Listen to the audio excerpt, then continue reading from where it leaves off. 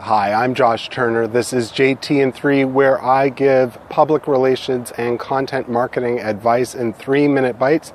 Thank you very much for joining me today. Starbucks is in the news recently for their recent Race Together PR campaign, and I just found that this was an opportunity that I couldn't pass up on commenting on. It's rare that a PR campaign gets this kind of media attention, and so I thought I'd weigh in on this. For those who don't know about this campaign, Starbucks, as of about this week of this taping, launched a campaign called Race Together, where baristas would put onto coffee cups "Race Together," hashtag Race Together, and Starbucks basically gave free rein to baristas, the people who serve the coffee, to speak about race relations, racism in the United States. And the campaign really met with a lot of criticism. A lot of people didn't like the campaign. And the thing that really struck me was the range of reasons that people didn't like this campaign was really broad. You had people who thought that Starbucks was trying to take advantage of the fact that race has been in the news recently in the United States with Ferguson and Cleveland and other places across the country. And others who just thought that the idea of speaking about race while in line for a coffee in the morning when you're trying to get to work was just a really bad idea. So lots of commentary on Twitter and various outlets about how this was a bad idea. I think the intentions of Starbucks were good, but the result was that it really didn't go over well with the public at large. And they're going to stop the campaign in the next couple of days as of the taping that I'm doing this, the recording here. So the thing is, what went wrong here? And what lessons can we take from this? So number one, I didn't really understand what the goal was of Starbucks for doing this. Was this to grow their brand? Was it to sell more coffee?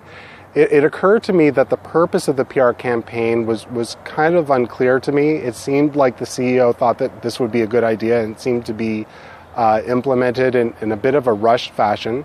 So for your own company, look to understand what the goal is for your PR campaign. Is it to get new customers? Is it to grow your brand?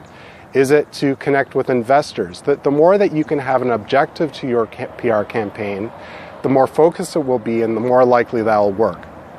The other thing about the Starbucks campaign is that it was really, really ambitious. The idea that you could have baristas talk to people while they're getting their coffee about race was just very overly ambitious. I don't think it's realistic.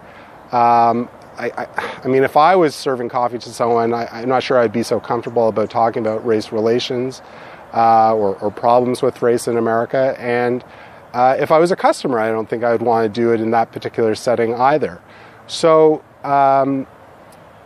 for yourself, for your own company, be realistic with what you have and what you can do. How much time do you have to implement a campaign? How much money do you have to implement a campaign?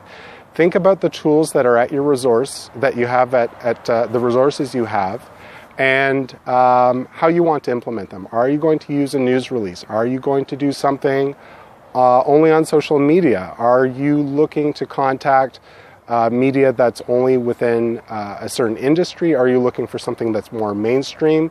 Asking yourself who you are ultimately looking to connect with will make a very large difference to how effective your public relations campaign will be.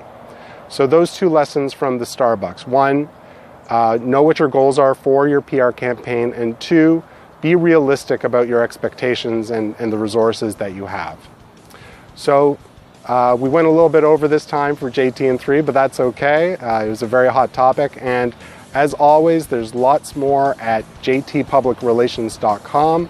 Until next time, I am Josh Turner. Thank you very much for watching.